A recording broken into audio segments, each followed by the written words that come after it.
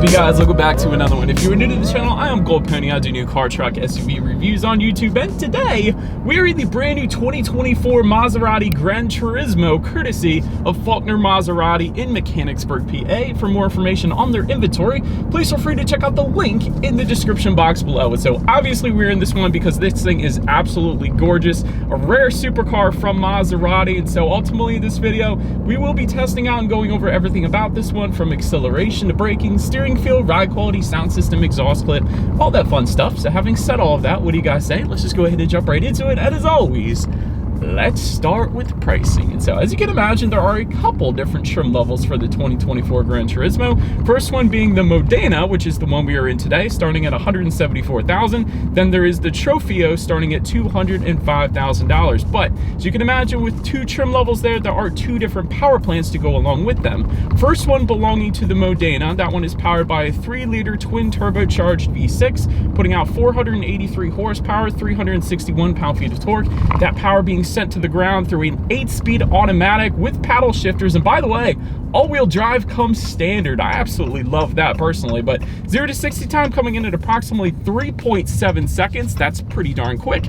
Top speed 188 miles per hour, with MPG numbers coming in at 18 in the city, 27 on the highway, of course taking premium unleaded fuel. But so then there is that other engine configuration belonging to the Trofeo. That one is powered by a 3-liter twin turbo V6 yet again, but with quite a bit additional power. That one's numbers come in at 542 horsepower, 460 pound-feet of torque, sent to all four wheels yet again through an 8-speed automatic with paddle shifters, by the way. 0 to 60 time, 3.3 seconds. Top speed 199 miles per hour.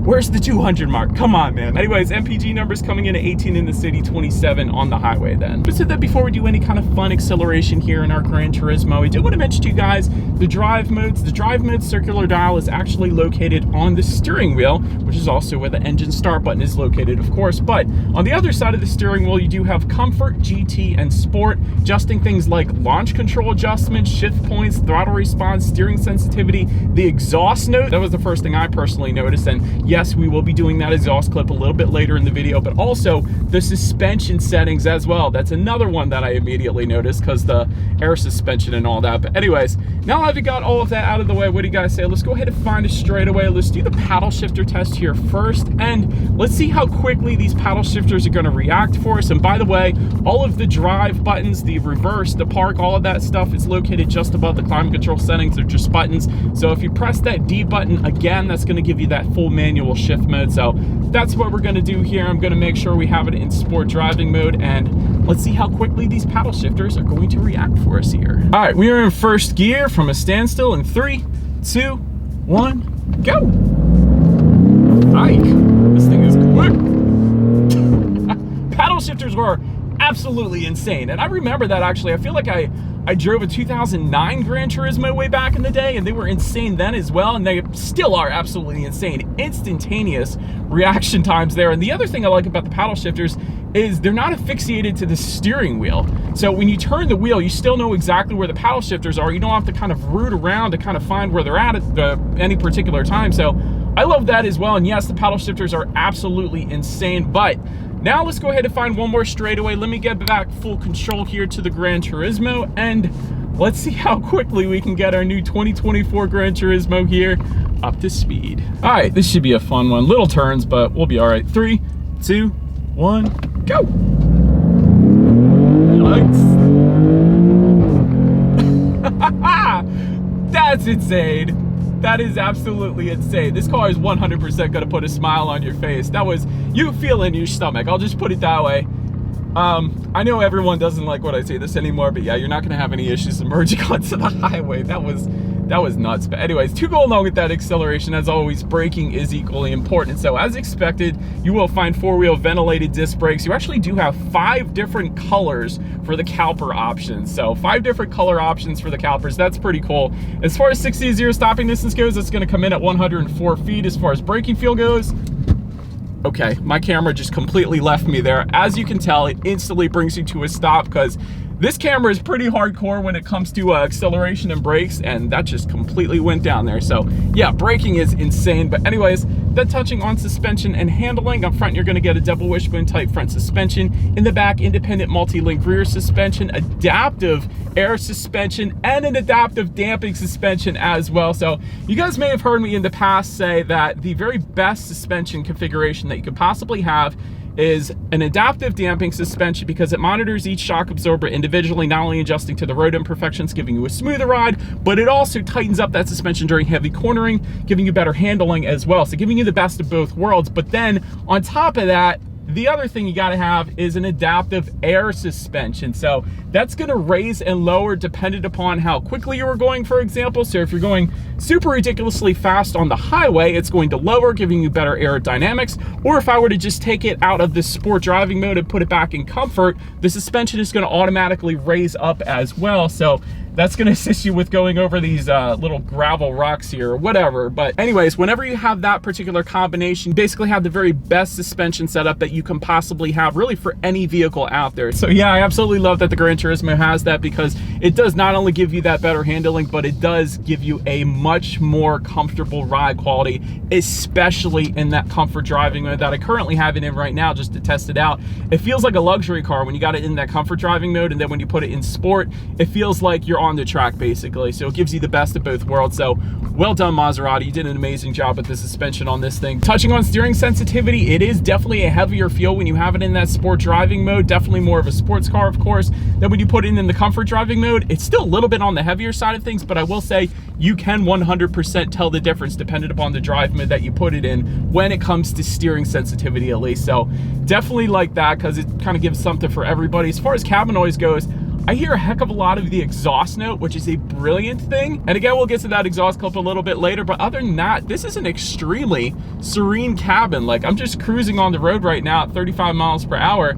It's very quiet. I'm getting no road noise. I'm getting absolutely no wind noise. Again, the only thing I'm really getting is that beautiful exhaust note. So absolutely no issues with that whatsoever. Then touching on visibility, it's excellent. I can see perfectly fine out the back in terms of rear visibility. So absolutely no issues there either. But that pretty much rounds out the performance segment of this review, you guys. Let's now go ahead and take a look at the exterior of our absolutely stunning 2024 Maserati GranTurismo. All right, so here she is, you guys, the new 2024 Maserati GranTurismo, finished in Bianco is the exact name of the exterior color on this one. But as always, let's go ahead and start up front. Front fascia is going to differ between the trim levels. Both absolutely look amazing, so either way you really can't go wrong, but I did want to mention that to start. Massive Maserati Trident logo in that front grille, of course, front and center. You do also have some functional hood vents. I wanted to show those to you guys real quick. Let me get up around this thing, and I don't know if you guys can tell or not, but there are some functional hood ventilation within there. So there's little creases there. They're not just for show, they actually are functional. So I do like that. Do got some front air curtains as well, helping direct air around the wheel and tire combination, of course. But LED headlights, and that's full LED headlights, by the way. Low and high beam do come standard with LED daytime running lights. You get the automatic feature as well, along with automatic high beams, meaning when you have your high beams on at night and it senses a vehicle coming in the opposite direction, it's going to automatically dim them back to low beams. And when that vehicle is gone, it's going to automatically bounce it back up to high beams for you there. So definitely the best setup you can get there. But overall, one of the best looking cars in my opinion, especially up front. So let's now go ahead and make our way to the side. All right, so now since we are around to the side of this one, trim level badging found on that front fender. So you're either going to find Modena or you're going to find Trofeo found on that front fender. And you do have functional ventilation yet again just below that. Another cool thing I really liked about this, let me get up a little closer for this part, but you do have some flush door handles right here. So there's a rubberized button just underneath of that, but they are pretty darn flushed, again, for better aerodynamics, so I like that as well. You do have that Trident logo found on the seat pillar towards the back there. That always looks good. You do have staggered fitment wheels as well, meaning the back wheels are going to be a little bit wider than the front ones, and you traditionally do find that in supercars like the GranTurismo here. But body color power adjustable side mirrors do come standard. They are heated with LED integrated turn signals, and yes, they are power folding as well. So when you go to lock this one up, they are going to automatically fold in. When you unlock it, they're going to fold back out. So anyways, that pretty much rounds out the side profile of this one. Let's now go ahead and make our way to the back. All right, so but now since we are around to the back of this one, first thing I noticed, there is no shark fin antenna up on the roof whatsoever. So that is pretty cool. Mercedes-Benz has started doing that as well. So again, better aerodynamics there. You do have some like the video and subscribe lettering found in the bottom portion there. So go ahead and feel free to like the video and subscribe if you are new to the channel. I've been doing this for 9 years now, reviewing everything I can get my hands on, including this absolutely stunning GranTurismo. But anyways, LED taillights do come standard, and then to the very bottom here, you will find some gloss black accents found in the middle there, but to the sides, integrated dual exhaust outlets with chrome tips. So having said that, I do believe you guys know what we have to do next. Here it is, as always, here is that exhaust clip.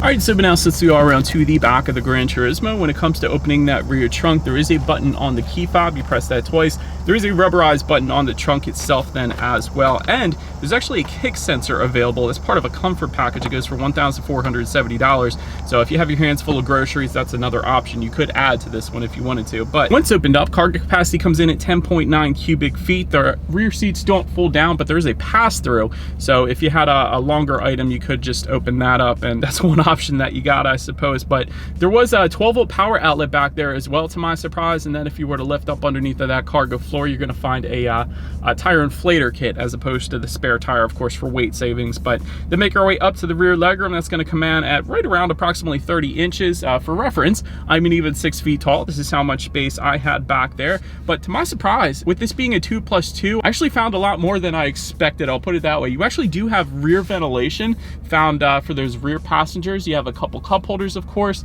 and you actually have a couple USB charging ports as well. That's a lot of stuff that you traditionally will not find for rear passengers, but I thought that was pretty cool. But then making our way up to the front seats, 18-way power adjustable front seats do come standard. That's quite a bit. Heated front seats do come standard as well, and ventilated front seats come with that comfort package I was just mentioning to you guys. And by the way, heated steering wheel also comes with the comfort package in case you were curious. But leather finishes do come standard on the seats. You will find that Trident logo found on the headrest of the front seats as well.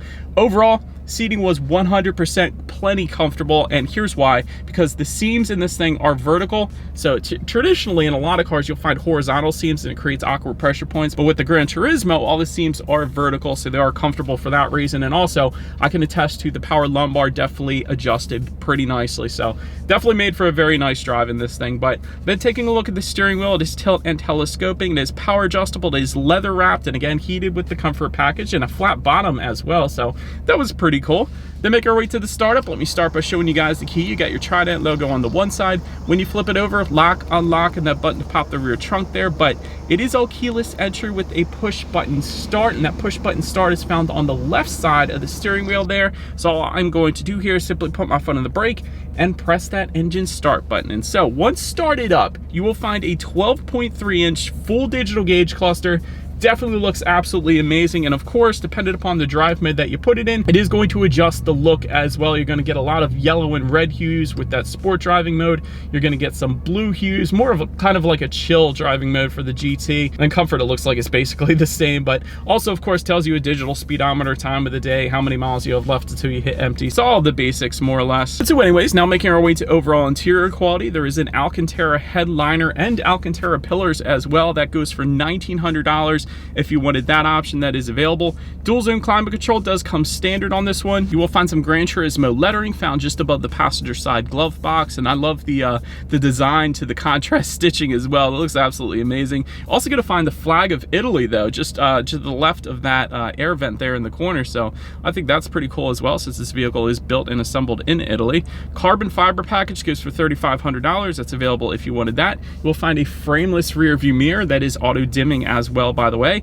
Stainless steel door sills along with stainless steel pedals. All of that definitely expected. And one of the cooler things, just to elaborate a little bit on the interior here, is the center clock found just above the infotainment screen, which we'll get to in a second. It's kind of a throwback to the 2009 Gran Turismo I remember reviewing, but it was an actual analog clock back then, but now it is a digital analog clock, if that makes sense. So it's still a throwback to what an analog clock would look like, but it is all digital, so that is pretty cool. But overall, you got a wireless phone charger just below the climate control buttons there. Got a little bit of storage with a nice soft kind of interior to that. You got dual cup holders, of course, and within the center armrest, got a 12-volt power outlet, couple USB charging ports. Gotta be honest, not a ton of space in there, but that's what you got the glove box for, I suppose. So overall, interior quality is absolutely flawless as expected in a Gran Turismo. But also, I just noticed HomeLink controls for up to 3 different garage doors. I was wondering where they were. They're actually found in the driver's side visor, which is also a nice touch material. But anyways, then make our way to the infotainment screen. 12.3-inch color touchscreen display does come standard. Bluetooth and audio streaming coming with that. Android Auto, Apple CarPlay, of course, factory navigation system as well. There is a ton of different apps you can kind of scroll through up here as well. There's performance pages. Hang on, I got to check that out real quick. Gives you your oil pressure and torque and turbo boost and things like that. There's a drag race mode. What is this? Oh, it actually times out your 0 to 60 time, your 0 to 100 time, braking distance as well. That is absolutely insane. I didn't know that it had that. That is pretty cool. So we're exploring this car together, you guys. Anyways, of course, you can check out your radio information up there as well. And so, by the way, there is an optional sound system that we do have today, so I'm just gonna focus on this one because this is gonna be insane, I have a feeling, but it's an optional 19 speaker. I'm just gonna stop there. 19 speakers in the size of this vehicle should be absolutely insane. We're gonna test it out in a second here, but a Sonus Faber sound system that goes for $4,000. That is the one that we have. So what do you guys say? Let's go ahead and turn on the radio, see what we got playing this morning, and let's test out the clarity of this one. You don't deserve this. My problems, my fight, and your shit. Yeah, I love it. That was incredible. Definite overkill for the sound system. A ton of bass, ton of clarity. The clarity was insane. Like I said, 19 speakers in the size of this thing is absolutely ridiculous and 100% overkill, and I love that. But one constructive criticism, you have these amazing aluminum speaker covers found in the doors, and yes, they are 100% aluminum. They look great, but the speakers right next to the A-pillar here up here, they are black plastic. Why leave those black plastic? Why not make those aluminum as well? I would, seeing as everything else in this Gran Turismo is 100% perfection. That is the one little detail I would change to have this car absolutely perfect. And I'm probably being nitpicky, but it just doesn't make sense that all the rest of them are aluminum and that one is not. But anyways, last thing I want to mention, you guys, on the infotainment screen, of course, is when you do put the Gran Turismo in reverse, you will find a really high definition rear view camera coming standard, letting you know what is behind you, which is always is going to lead us into safety. And so to start, front side curtain airbags do come standard. In the back, you're going to have latch, aka lower anchors and tethers for children for the rear car seats, tire pressure monitoring system, front and rear parking sensors. In a car this expensive, that is definitely a necessity. Reverse automatic braking. And I did want to mention there is a safety package option. It's called ADAS base package that goes for $4,500. That's going to give you adaptive cruise control with stop and go, a blind spot monitor, lane keep assist, drowsy driver detection, and then a 360-degree monitor then as well. So overall, when it comes to my final thoughts here of the Gran Turismo, possibly one of the best looking coupes in existence, maybe with the exception of the MC20, which Faulkner Maserati has in their showroom right now. So I'm just going to take a quick break and show you guys that real quick, because that car is absolutely ridiculous looking as well. I love it. Also, very luxurious cabin with that one exception of the speaker covers. But other than that, this thing is absolutely flawless. Great suspension components in this thing. The fact that you have adaptive air suspension and an adaptive damping suspension really gives you the best of both worlds. Incredible ride quality and incredible handling to go along with that. Absolutely ridiculous when it comes to acceleration. The paddle shifters are insanely quick as well. The only constructive criticism that I can think of for this thing, I'm not going to say it's expensive because that's to be expected in this car, but it is somewhat expensive compared to some of the competition, like let's say a Porsche 911 or a Corvette Z06, a C8 Z06, I should say. So overall though, this thing is absolutely insane and I love it. But anyways, let me know what you guys think of the Gran Turismo in the comment section below. that is about it for this one, you guys. Thank you so much for watching. Feel free to follow me on social media if you wanted to see what's coming next on the channel before it gets to YouTube. Be sure to hit the subscribe and the bell notification button if you're into new car reviews, because that is what we do here on this channel after all. Do appreciate you guys watching more than you know, and I will see you guys all in the next video. Stay gold.